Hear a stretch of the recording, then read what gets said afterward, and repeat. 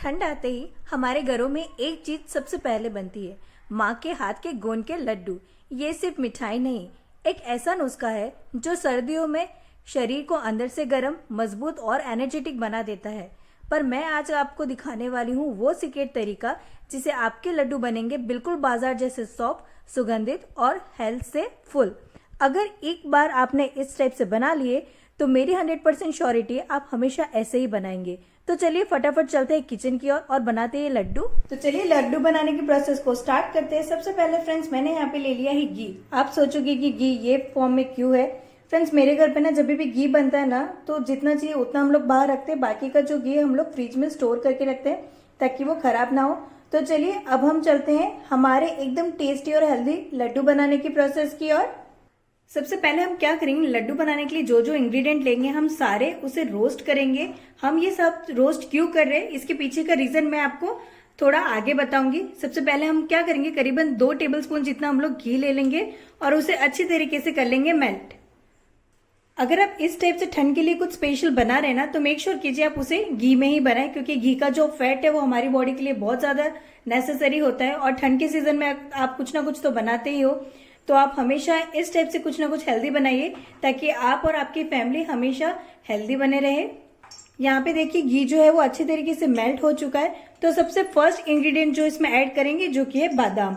जी हाँ फ्रेंड्स, बादाम जो है ना वो बहुत ज्यादा अच्छी होती है, आपके बच्चों के मेमोरी को बूस्ट करने में ये हेल्प करती है। और फ्रेंड्स बादाम से है ना हमारे कहीं पे भी ज्वाइंट्स वगैरह में दिक्कत होती है ना घुटनों की, तो वो दूर होती है। तो बादाम तो जो है वो आप रेगुलरली भी विदाउट सीजन भी आप इसे खा सकते हो। सबसे बेस्ट वे इसे खाने का तो रात को आप पानी में इसे सोक कर दीजिए और अर्ली इन द मॉर्निंग इसे खा के एंजॉय कीजिए। मेरे घर पे फ्रेंड्स है ना हमेशा बादाम मॉर्निंग में खाते ही है और ये जो है हमारी हेल्थ और हमारे लिए बहुत ज्यादा इम्पोर्टेंट होती है।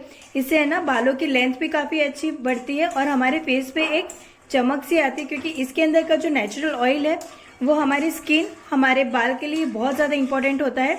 सबसे पहले हम लोग क्या करेंगे, ये जो हमने बादाम डाले ना उसे अच्छी तरीके से हम लोग कर लेंगे घी में रोस्ट, ताकि इसका जो क्रंचीनेस है वो और ज्यादा बढ़ जाए। बादाम तो हो चुकी है फ्राई। चलिए फटाफट से हम इसे एक अलग से प्लेट में ट्रांसफर कर देते हैं।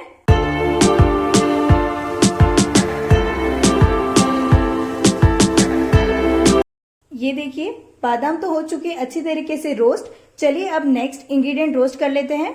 अब हम इसमें डालेंगे करीबन 1 कटोरी भर के काजू। यहाँ पे मैंने जो पूरे वाले जो काजू आते हैं ना मैंने वो लिया। अगर आपके पास ये ना हो तो टुकड़े वाले काजू भी आप इसमें ले सकते हो। इसे भी हम लोग अच्छी तरीके से तब तक पकाएंगे जब तक कि इसका जो कलर है वो हल्का सा चेंज नहीं हो जाता। काजू भी हो चुके हैं अच्छी तरीके से फ्राई। चलिए अब इसे भी हम लोग एक प्लेट में ट्रांसफर कर लेते हैं।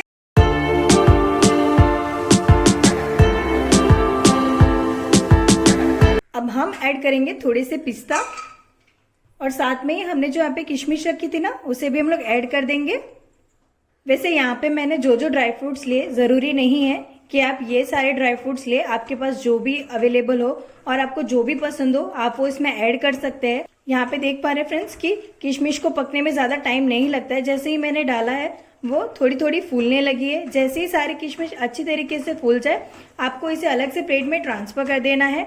आप यहाँ पे देख ही पा रहे होंगे कि इसका जो फूलने का प्रोसेस है वो स्टार्ट हो चुका है। अगर आप चाहें ना तो किशमिश को बिना रोस्ट किए भी ले सकते हैं, क्योंकि वैसे भी उसका जो टेक्सचर है ना वो एकदम सॉफ्ट होता है, तो लड्डुओं में बिल्कुल भी आपको उसका जो कड़कपन है वो महसूस नहीं हो। यहाँ पे देखिए सारे किशमिश जो है वो अच्छी तरीके से फ्राई हो चुके हैं। चलिए फटाफट से इसे भी हम लोग प्लेट में निकाल लेते हैं। अब हम लोग डालेंगे थोड़े से मखाना, जिसे हम लोग फॉक्सनट भी बोलते हैं और कुछ जगह पे इसे बोलते हैं लोटस सीड। ये जो मखाना है ना आपकी बच्चों के हेल्थ के लिए, उनकी मेमोरी को शार्प करने के लिए सबसे ज्यादा ये मेन इंग्रेडिएंट रहता है। और जो भी बड़े बुजुर्ग हो उनको जो भी जॉइंट्स वगैरह के पेन होते हैं ना तो उनसे काफी राहत मिलती है। सर्दियों के लिए तो आपको जरूर से इसे ऐड करना चाहिए अपनी रेगुलर डाइट में। मैं तो यूजुअली है ना क्या करती हूँ, बच्चों को भी इसका जो पाउडर है वो दूध में मिक्स करके देती हूँ। इससे भी है ना उनकी जो ये मखाने की रिक्वायरमेंट है वो फुल हो जाती है। वैसे आप चाहें ना तो मखाने को कई अलग अलग टाइप से घर पे बना के रेडी कर सकते हैं। इसे कैरेमल फॉर्म में भी बना के रेडी कर सकते हैं। इसको दूध में भी आप मिक्स करके पाउडर आप यूज कर सकते हो। मखाने को है ना फ्रेंड्स उपवास में भी यूज कर सकते हो। तो ये जो मखाना है ना वो हर किसी के साथ अच्छी तरीके से बैलेंस हो जाता है और इसका जो बेनिफिट है ना वो हमारी बॉडी को बहुत ही अच्छी मात्रा में लगता है। ये देख पा रहे फ्रेंड्स, हमें मखाने को तब तक पकाना है जब तक कि इसके अंदर है ना एक क्रंचीनेस ना आ जाए। अच्छा, मैंने आपको स्टार्टिंग में बताया था ना कि मैं यहाँ पे सारी चीजें रोस्ट क्यों करती हूँ। आप जब भी कुछ भी चीज रोस्ट करके उसे डालते हैं ना तो उससे क्या होता है ना, इसका जो क्रंचीनेस है वो बढ़ जाता है और आप जो भी चीज बनाते हैं, जैसे कि अभी तो हम बना रहे लड्डू, तो उसकी जो शेल्फ लाइफ है वो और ज्यादा बढ़ जाती है। ये देखिए फ्रेंड्स, मखाना भी अच्छी तरीके से रोस्ट हो चुके हैं। चलिए इसे भी हम लोग ट्रांसफर कर लेते हैं।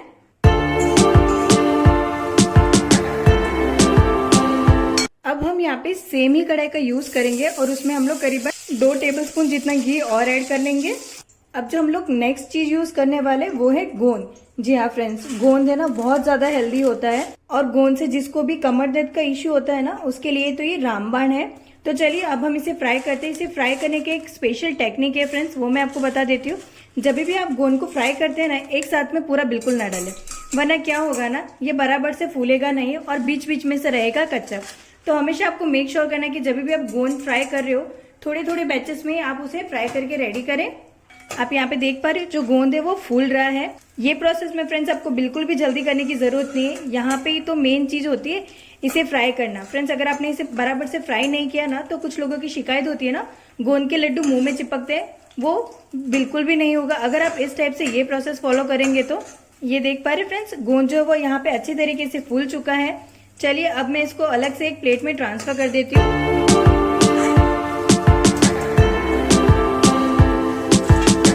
अब गोंद भी हो चुका है अच्छी तरीके से फ्राई। अब हम डालेंगे कुछ ऐसे स्पेशल इंग्रेडिएंट जो ये लड्डू को बहुत ज्यादा हेल्दी, टेस्टी और यम्मी बनाएंगे। तो सबसे पहले मैं इसमें ऐड कर रही हूँ करीबन 1 कटोरी भर के गेहूं का आटा। उसी के साथ में 2 स्पेशल चीजें ऐड करने वाली। यहाँ पे मैंने लिया है थोड़ा सा जवारी बाजरे का आटा और थोड़ा सा बेसन का आटा। जी हाँ फ्रेंड्स, आप सोच रहे होंगे मैंने सारे आटे मिक्स क्यों कर दिए। फ्रेंड्स है ना, ये जो आटों की जो ताकत है ना, आप यकीन नहीं कर पाओगे, बहुत ही ज्यादा होती है। ये सारी जो चीजें है ना हमारी हेल्थ को, हमारी इम्यूनिटी को बहुत ही अच्छी तरीके से बूस्ट करती है। और जवारी बाजरे तो हमारे कभी यूजुअली खाने में आती नहीं है, पर आप इस टाइप से ये प्रोसेस है ना, कोई भी हेल्दी आटा आप उन्हें मिक्स करके दे सकते हैं। आप उन्हें खिला भी देंगे और उन्हें पता भी नहीं चलेगा कि उन्होंने क्या क्या खा लिया है और उनके बेनिफिट्स उनको मिल जाएंगे। है कि नहीं ये कमाल का आइडिया। यहाँ पे करना है सारे आटे को अच्छी तरीके से मिक्स और इसे सेकने में ही फ्रेंड्स आपको करीबन 5 से 7 मिनट आराम से लग सकते हैं। पर यहाँ पे आपको एकदम लो फ्लेम पे इसे तब तक पकाना है जब तक ये पूरा आटा जो अच्छी तरीके से पक ना जाए और उसके अंदर से ना एक भीनी भीनी सी खुशबू ना आने लगे। फ्रेंड्स, वैसे है ना गोंद के लड्डू तो हमारी दादी नानी हमेशा बनाती। वो टाइम पे जब हम लोग खाते थे तो लगता था अरे यार इसे बनाना कितना ज्यादा मुश्किल होगा, लेकिन जब उसे खुद से बनाते हैं तब पता चलता है कि उसमें मेहनत तो है, लेकिन उसे बनाने का प्रोसेस, उसके अंदर जो भी हम चीजें डालते हैं वो हमारी फैमिली के लिए बहुत ज्यादा अच्छा है। तो अब इसे बनाने में भी मजा आता है और साथ में खाने का मजा तो और दुगना हो जाता है, क्योंकि आप इसे बना रहे हो अपने हाथों से अपने बच्चों के लिए। यहाँ पे फ्रेंड्स मुझे रिक्वायरमेंट लगा ना तो मैंने करीबन आधा टेबलस्पून जितना घी मैंने और डाला, जिसकी वजह से ये अच्छी तरीके से पकना चाहिए।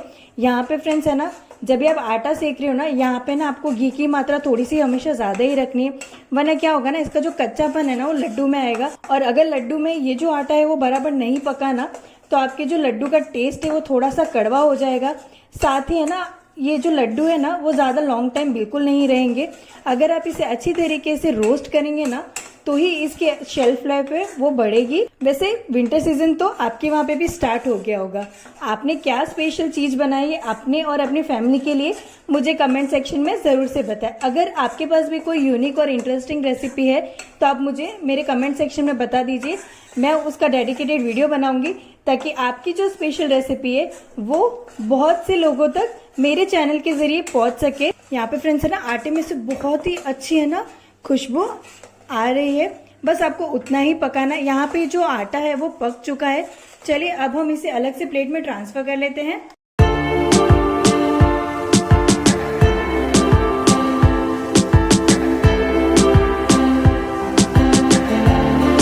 अब हम क्या करेंगे, ये सारे ड्राई फ्रूट्स को हम लोग अलग से मिक्सी जार में पीसेंगे। उसके बाद हम गोंद को पीस लेंगे। यहाँ पे फ्रेंड्स मैंने थोड़ा सा नारियल ले लिया है और उसके साथ रखी है थोड़ी सी खसखस। ये देखिए फ्रेंड्स, इसे भी मैंने अच्छे तरीके से ड्राई रोस्ट कर दिया है। तो चलिए फटाफट से इसे पीस के इसका पाउडर बना के रेडी कर लेते हैं।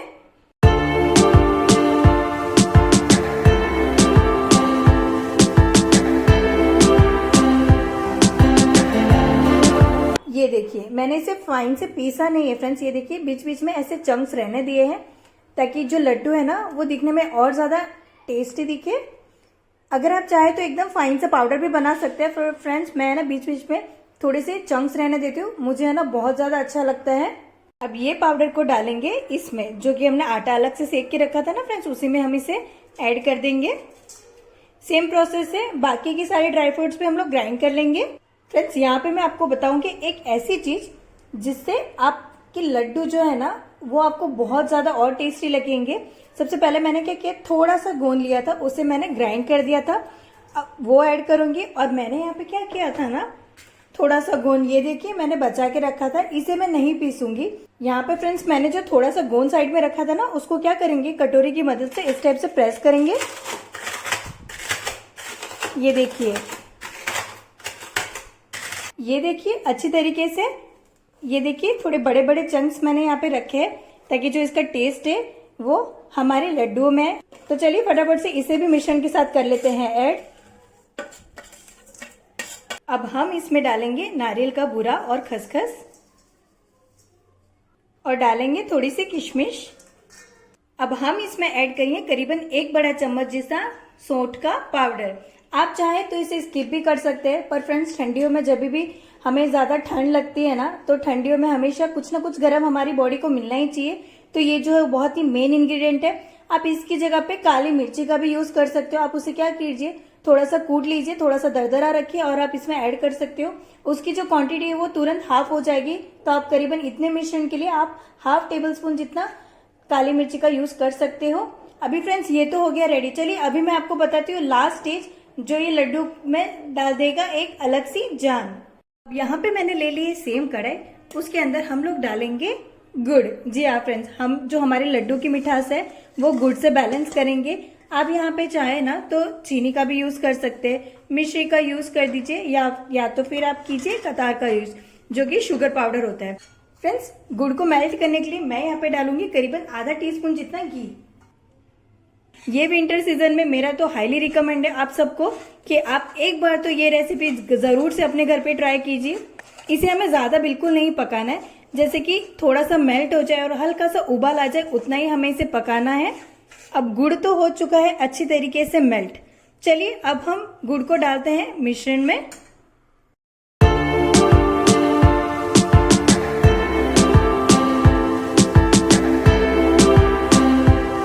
गुड़ को डालने के बाद सारे इंग्रेडिएंट के साथ गुड़ को फटाफट से मिक्स कर देना है, वरना क्या होगा ना, आपको ये लड्डू बनाने में थोड़ी सी दिक्कत आ सकती है। ये देखिए सारी चीजें हो चुकी हैं अच्छी तरीके से मिक्स। चलिए फटाफट से बना लेते हैं लड्डू।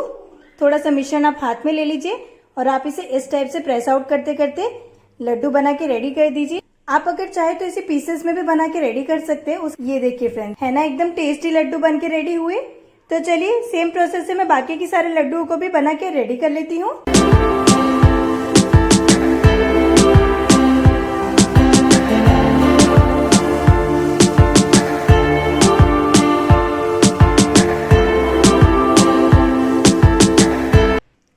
तो ये लीजिए, हमारे ये विंटर सीजन के सबसे ज्यादा स्पेशल, सबसे ज्यादा हेल्दी गोंद के लड्डू बनके हो चुके हैं रेडी।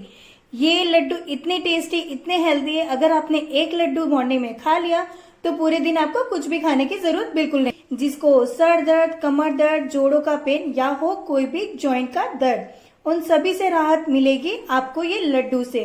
तो ये विंटर सीजन ये स्पेशल लड्डू बनाना तो बिल्कुल बनता है। आप ये लड्डू बना के एंजॉय कीजिए। मैं आपको मिलती हूँ नेक्स्ट वीडियो में। Bye bye.